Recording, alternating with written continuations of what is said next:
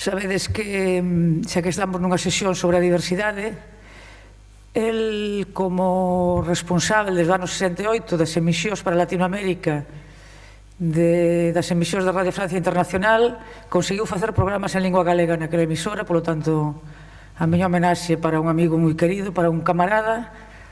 E querería dedicarlle esta sesión, pero vai ser unha sesión, advirto vos, non moi divertida. E Ramón era unha persoa que lle gustaba a festa, gustaballe Cuba, gustaballe o mundo.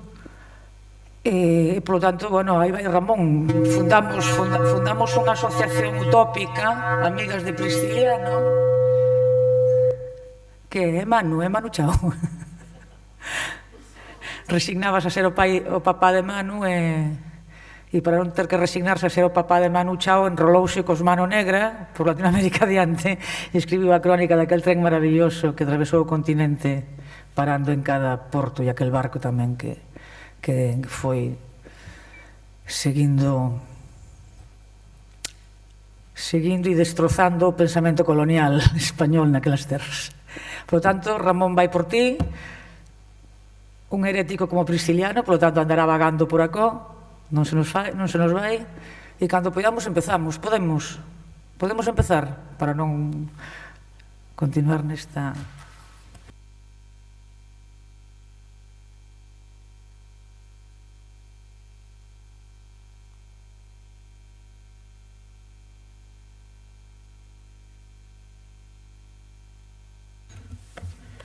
Decíavos que a miña función é introducir as sesións públicas do coloquio.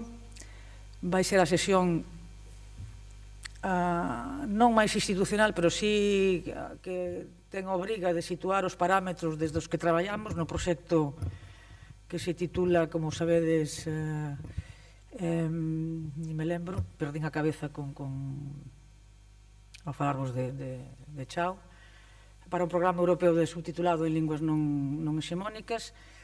O proxecto acaba de recibir o selo do Ano Europeo do Patrimonio Cultural, polo tanto está tamén xa dentro dese marco, un marco que é o da política europea que traballa contra e desde. Cruzamos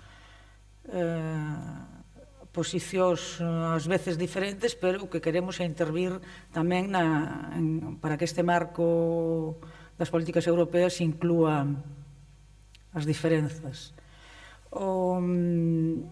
Nós pensamos o cinema, que é o noso obxecto, digamos, cultural sobre o que traballamos. Pensamos o cinema como un operador destas políticas da diversidade, polo tanto, como un activo, non só como un resultado ligado ás políticas máis locais, e coa lingua como constitutiva da mesma, destas mesmas políticas. E o obxectivo, como sabedes, é propor un programa aplicável que amplíe o marco de Europa Cinemas, que está suxeito a unha serie de linguas, e que xa sobordou o propio Europa Cinemas, aquel marco estreito dos media, cando só podías presentar proxectos nas grandes linguas, nas 5 grandes linguas, digamos, europeas. Ese marco xa se tronzou, o marco primeiro dos media, do programa media, e agora imos a amplar o de Europa Cinemas. Eu adoito, cando estou nesta situación, lembrar unha frase moi recente de Martín Barbero, o profesor Martín Barbero da Universidade de Cali,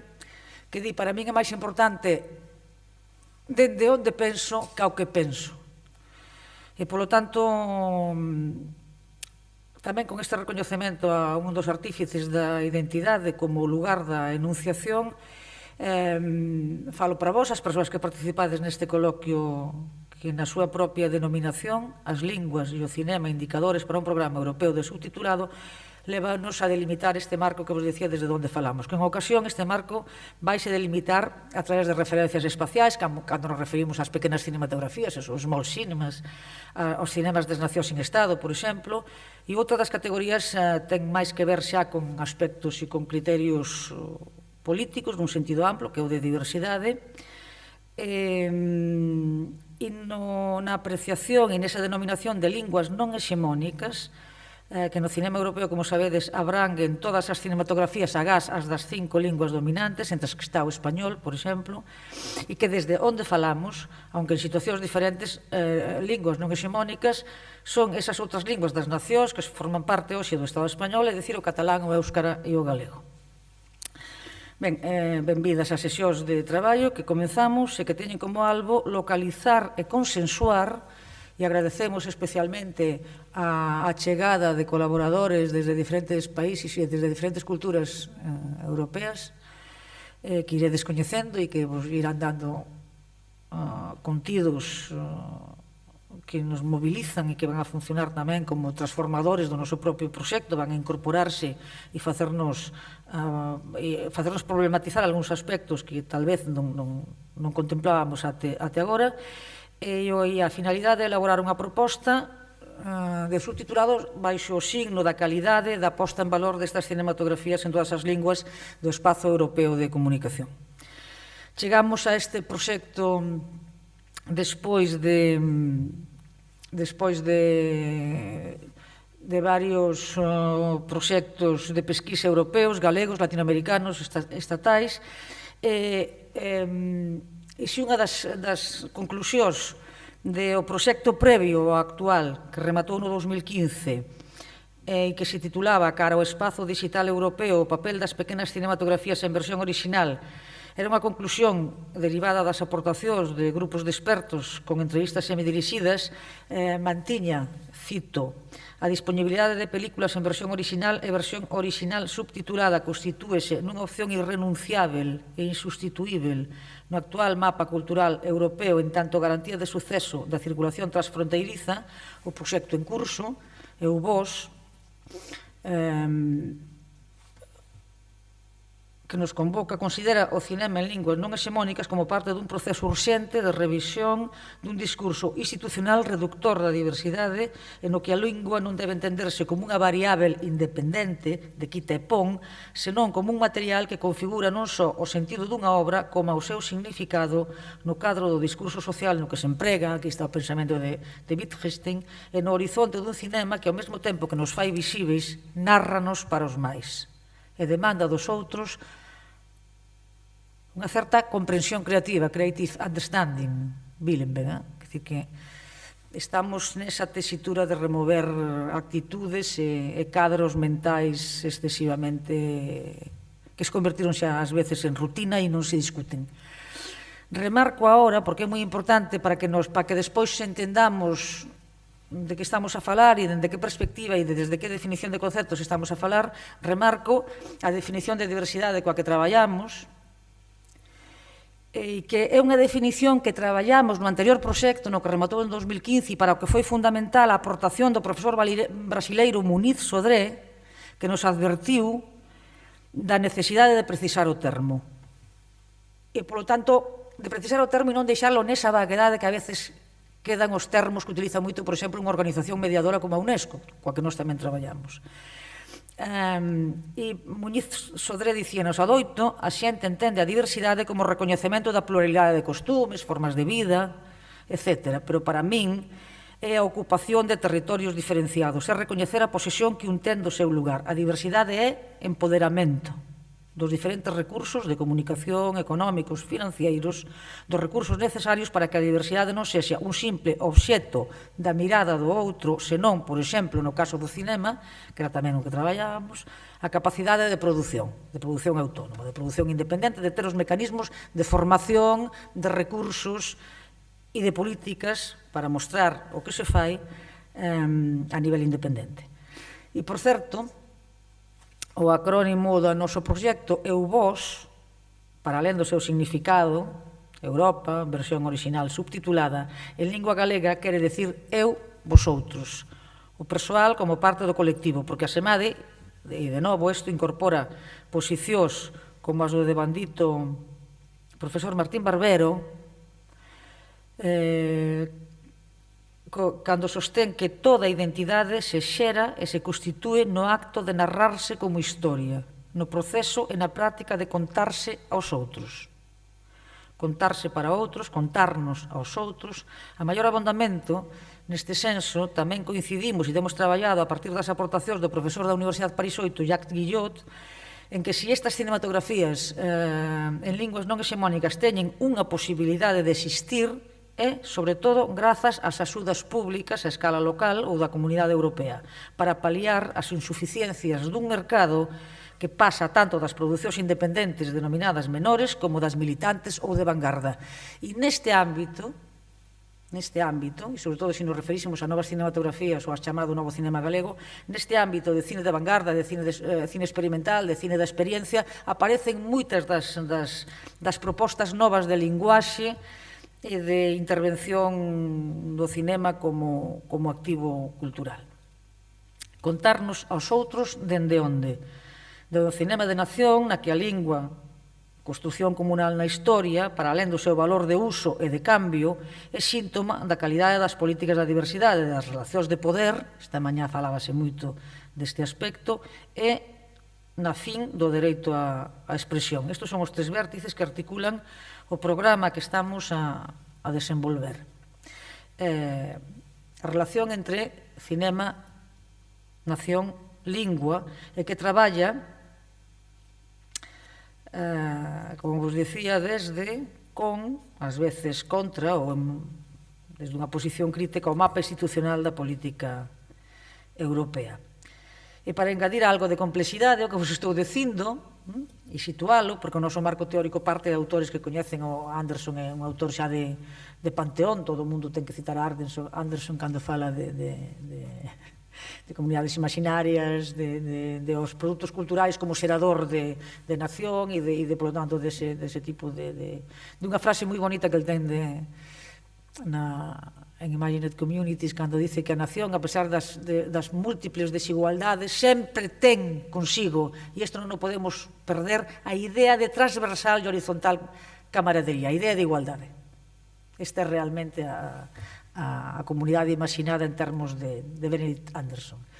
E aparecen aquí outros autores cos que tamén temos traballado, e Elsa Esser, Thomas Elsa Esser, un dos grandes conocedores do cinema europeo, americano e de cinemas chamados do mundo. Traballou no anterior proxecto connosco. No seu momento fala dos films sen pasaporte, que tamén é unha idea que nos gusta activar, para a creación e que funcionan como elementos de construción de novos espacios comunales e solidarios. Non estaba neste momento na miña intención irme a Elsa Esser, pero apareceu aí no PowerPoint e non quero modificalo, pero en todo caso tamén hai outro autor de base este criterio de autoritas que sempre se cita, Anthony Smith, cando se fala de todos estes termos. Ele chamou a nosa atención para a historia e memoria, que no caso das nosas nacións está moi imbricado, mitos incluídos, e para elementos de cultura de partilla, de cultura compartida, territorio histórico e lingua. E remarca Smith a importancia do lugar para alén de algunhas medidas de solidaridade que nos levaría a anterior toma de posición de Anderson cando afirmaba que a pesar das inigualdades, das situacións de desigualdade e da explotación que pode prevalecer en moitas situacións, sempre concebimos a nación como unha profunda horizontal camaradería, e iso, máis que concebila, temos que conseguir tamén que sexa unha realización. Imos a frase de Zohar Distam, que aí fala xusto das relacións de hexemonía entre as linguas. Obedes aí, as linguas foron creadas iguales, pero unhas son máis iguais que outras porque están inscritas, portanto non poden evitar as relacións de poder, os xogos de poder, e, polo tanto, créanse xerarquías artificiais que están amparadas e están construídas a partir das hexemonías culturais, e todas as outras variantes espaciais e de diferentes niveles do concepto de hexemonía. Imos pois simplemente a situar o cadro institucional no que traballamos e no que inscribimos o proxecto e un pouco a nivel diacrónico de onde ven, como fomos argumentando e justificando que hai, por tanto, hai unha tradición interna que a hora da aplicación sempre se recúa ou non se pode aplicar por cuestións de hexemonías e de relación de forzas internas tamén no propio marco europeo, pero sí que hai xa unha certa tradición que situamos fundamentalmente a partir do 92, cando se fai pública a Carta Europea das linguas que chaman regionais e minoritarias, e hai toda unha serie de estados que se comprometen a unha serie de medidas para ir, digamos, paliando as ausencias, as exclusións, as desigualdades entre as linguas. Aquí, analizando a casuística e os momentos entre estados que asinan a Carta Europea e despois, cando se retiran durante un tempo, exemplar, porque cando non queren facer algo, retíranse. Cando non teñen nada que... Francia é un caso moi típico desto. Cando hai algún problema ao que se vería obrigado, retírase da Carta. Cando a situación, digamos,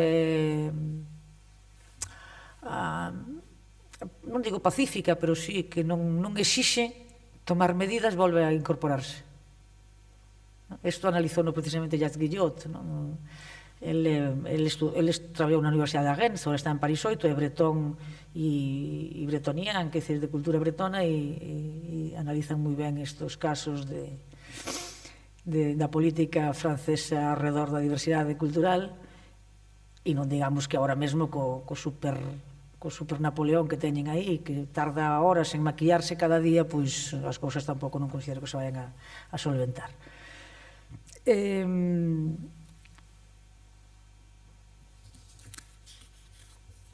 Fixadeos que en 20 anos, máis ou menos, en 20 anos, aparecen xa e vanse concretando políticas específicas. Neste caso facemos referencia a engade que fai o Parlamento Europeo aos programas Erasmus Plus e Europa Creativa para incorporar axudas á financiación do subtitulado como vía para facilitar, a accesibilidade e circulación das obras europeas. E en setembro dese mesmo ano o Parlamento Europeo aprobaba unha resolución sobre linguas europeas amenazadas de desaparición e sobre a diversidade lingüística na propia Unión Europea. Por tanto, é un marco que está aí e no que nós traballamos, intentamos mover algunhas pezas, pero o marco ten, digamos, unha paisaxe onde poder recoñecernos. O que pasa é que despois é difícil levála a aplicacións prácticas.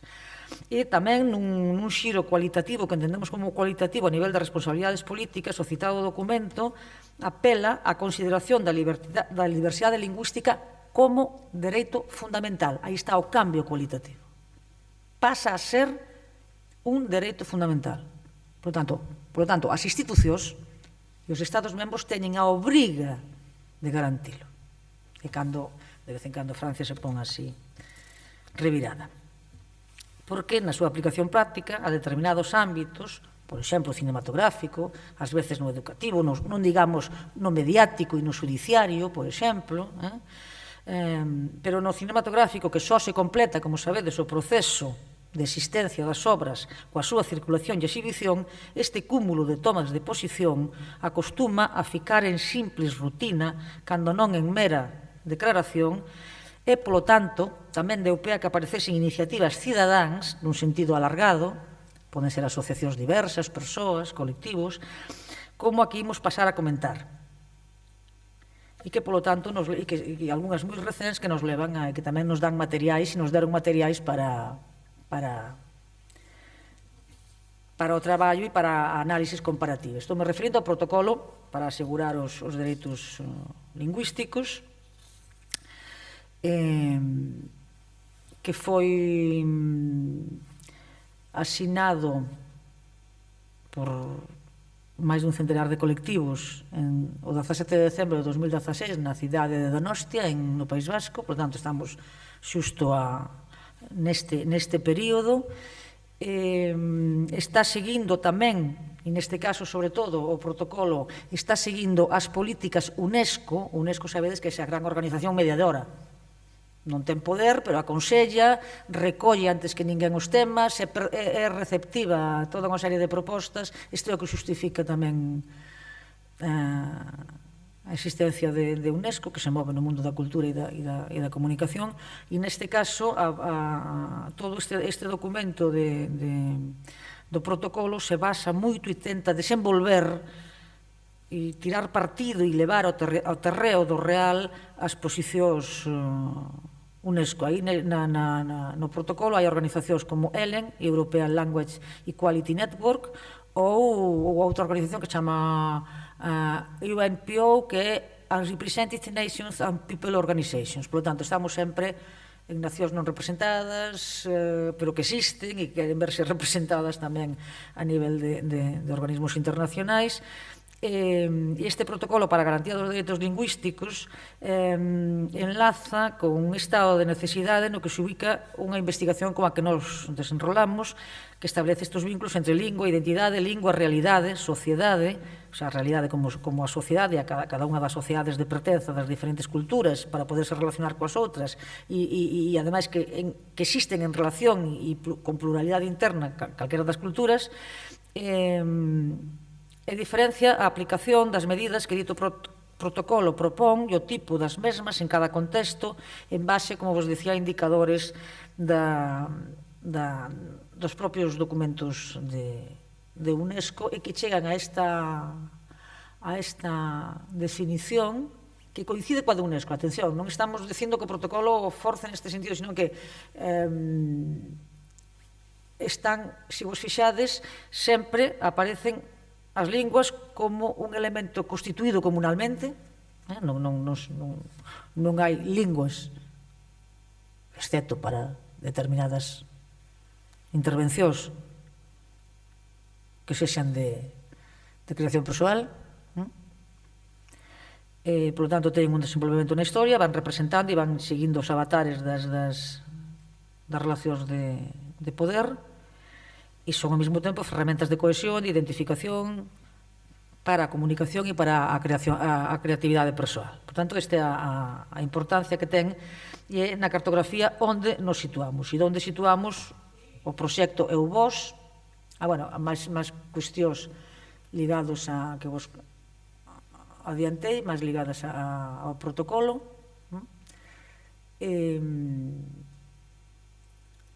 E aquí fala sobre todo, que é moi interesante en todos estes documentos, pois son documentos de traballo que levan anos, participa moita xente, participa xente do ámbito académico, do ámbito profesional, do ámbito creativo, un pouco tamén como os nosos paneis de expertos que buscamos sempre os diferentes ámbitos e cruzalos e comparalos. E entón remarca moito tamén este protocolo as diferencias que hai de situación a situación. Por tanto, non pode ser algo que funcione igual a nivel de aplicación en todas as situacións, pero sí a nivel, digamos, de partir das linguas como creación colectiva, como expresión colectiva e tamén persoal para todo tipo, e como ámbito de representación política. E vamos agora simplemente a lembrarvos esta cartografía onde situamos EUVOS, Patrimonio Cultural Inmaterial para un programa europeo de subtitulado en linguas non hexemónicas, que é un proxecto, como sabedes, multidisciplinar. Agora non pode estar connosco, pero por a mañá vistedes que asistiu á sesión de traballo interna ao profesor Enrique Monteagudo, que é filólogo e sociolingüista e traballa nas culturas, das diferentes culturas lingüísticas, e mañá falará dese aspecto. Por tanto, é un proxecto tamén intersectorial e multidisciplinar e que conflúen, que tamén aproveito de novo para en público saudalas, investigadoras e investigadores de diferentes universidades do Estado e europeas. A Universidade de Santiago, que aquí acolle este coloquio, a Universidade de Vigo, Pablo Romero Fresco, que neste momento está en Roehampton, non pode asistir, pero forma parte do proxecto, a Universidade do País Vasco, a Fundación Tecnocampus, a Universidade Pompeu Fabra, a Universitat Oberta de Cataluña, a Universidade París 8, a University of South Wales e tamén algunhas outras colaboracións por razóns de persoas que están visitantes ou como bolseiras en outras universidades. E, obviamente, como ámbitos académicos, entrelaza comunicación audiovisual, traducción e interpretación, sociolingüística, ciencias económicas, fundamentalmente. E, como vos decía, e vamos ir rematando, estamos xa na hora da segunda intervención, coa declaración de 2018 como Ano Europeo do Patrimonio Cultural Material e Inmaterial, pois quería ir aos filmes de Numas. Onde as teño? Era para... Pero, bueno, o proxecto EUVOS, pon aí un... Onde están? Aí. Abre esa primeira. Bueno, esta é a nosa sala de versión original con subtitulado galego, a Sala Numas, que é unha sala cooperativa de traballadores e traballadoras. Sae ou non? Sí. Vale, porque... E despois pasaredes a coñecela, as persoas visitantes, non podedes marchar de Santiago sin pasar a tomarvos un café, un gin tonic, mercar un libro ou ver unha película, ou simplemente conversar na Sala Numas, que está dentro da Rede Europea de Cinemas. En menos de un ano entrou.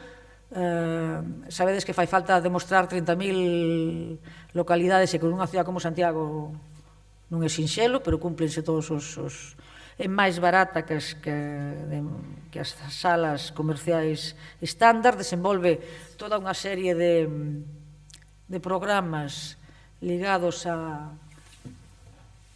Vedes, os ollos verdes é para cinema que non se estreou, que non ten estrea comercial, vendo o título da obra dos textos sobre cinema da Marguerite Duras, e ven en ocasións directores, directoras, e hai unhas leccións, unhas sesións especiais sábado pola mañá en que se discute sobre as obras, ás veces veñen críticos e críticas, polo tanto hai tamén un espacio de debate. Ao mesmo tempo ten un programa de Numas na escola para levar aos institutos e aos centros de formación en secundaria, para rapaces e rapazas, para que saiban o que é a versión original, o sentido que ten, que no ano pasado, no Festival de Cannes, Europa Cinemas declarou unha mellor sala de todo o Estado, a sala modelo de todo o Estado español, só con 2 anos de existencia. Por lo tanto, as cousas pódense facer con coherencia, pódense facer con criterio, e eu non sei se observades aí, pero o traía por Pietari, non sei se vedes, a película co que se abriu Numas foi, e ademais veo o propio Aki Kaurismäki, foi con Nubes Pasaxeiras. Onde está? Aí está, o folleto, non está? Non vexo nada, eu... Sí? Porque aquí non me aparece en grande, apareceme neste tamañiño e, como vedes, non estamos para este tipo de navegación, non? Meterme aí dentro. Pero, bueno, abriuse con Nubes Pasaxeiras, subtitulado ao galego, é o cartaz que temos tamén en galego. Kaurismäki cedeu nos os dereitos de exhibición, bueno, a cambio dunhas botellas de viño branco, que tampouco non temos bon viño branco, non sei. El tamén non o ten malo, no norte de Portugal, está, como sabedes, é colleiteiro neste momento. E despois hai ao redor deso tamén unha serie de complementos, de aspectos complementares da propia, quer dizer, cada vez que hai unha exhibición, por tanto, un equipo que traballa moito, non son moitas persoas, hai un laboratorio gráfico e audiovisual tamén, pero, por exemplo, cada vez que se presenta algo estamos sempre falamos ben de nos propias neste sentido, non temos nese sentido ningún complexo. E vedes aí que está a montra, era o primeiro de Numas, ahora Numas ten moito máis fondo de libros. O primeiro era un espacio máis, claro, máis baleiro, tiñamos pouco diñeiro tamén, e agora non é que tiñamos moito, pero as cousas van quedando e van se enchendo. Pero aí, se vos fixades, non vexo moito, pero é cando estreamos 20.000 días sobre a Terra, de Nick Cave, que, por certo, o concerto en Copenhague pasouse en exclusiva en Numas, pasouse en todo o mundo ao mesmo tempo, sabedes, e foi na Sala Numas onde vimos ese concerto maravilloso de Nick Cave e os Bad Seeds, os maravillosos Bad Seeds. E entón aí vedes que ao redor da peli hai toda unha serie de literatura, as obras do propio Nick Cave, que son realmente moi extraordinarias, polo tanto, hai todo un esforzo por contextualizar, por traer tamén todo o que está ao redor en outros ámbitos creativos e que teñen que ver cos films que que se defenden. Todos os filmes que se pasan en Numas deféndense, uns máis que outros, porque coinciden máis, digamos, coas cinematografías máis independentes, menos visibilizadas, pero é a única sala que ten programas e que ela propia subtitula en lingua galega con un convenio con política lingüística moi reducido, pero que, bueno, abriuse aí tamén unha fenda na política lingüística da Xunta de Galicia que non consideraba o subtitulado como materia da que tivera que dar algunha conta.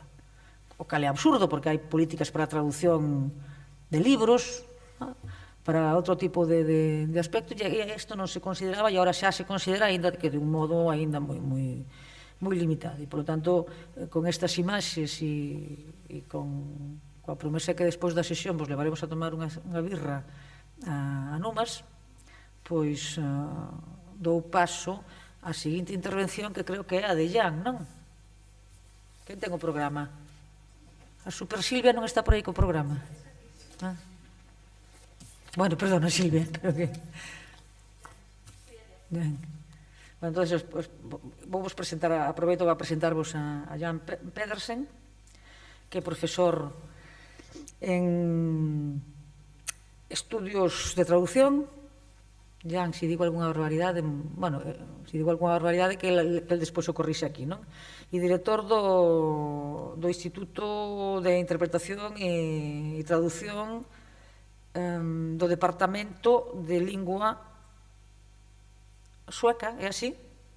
E Multilingüismo da Universidade de Estocolmo. Está ben? Mais ou menos? O seu principal campo de... Estou facendo unha traducción simultánea. O seu principal campo de investigación é justamente a traducción audiovisual. Está especializado en estudios de subtitulación e,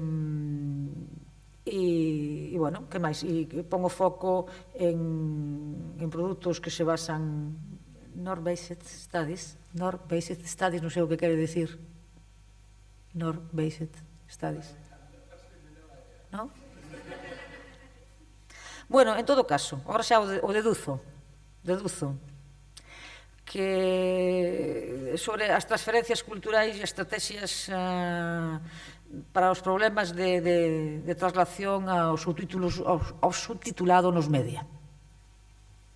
More or less. After you can you can correct me. Está tamén interesado no campo da accesibilidade nos media, a audiodescripción, aí traballa tamén Pablo Romero, polo tanto, eu coido que xa son, non sei se vellos coñecidos, pero si coñecidos a nivel deste campo de interese. This contrastive linguistic intercultural pragmatics. Bueno, aquí tamén se dou deducido a nivel de formación teórica provén da pragmática, ou estudín aquí, comunicación intercultural en pragmatics, e traballa dentro do paradigma descriptivo. Polo tanto, Jan Pedersen, cando queiras. When you want. And thank you for coming. I get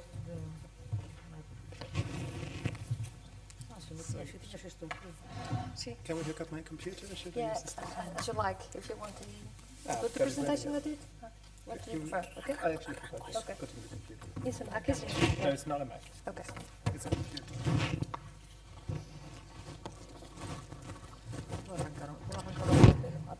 Sí, claro. Para PC no fai falta. Ai, sí. Then you need to audio, you need to an output of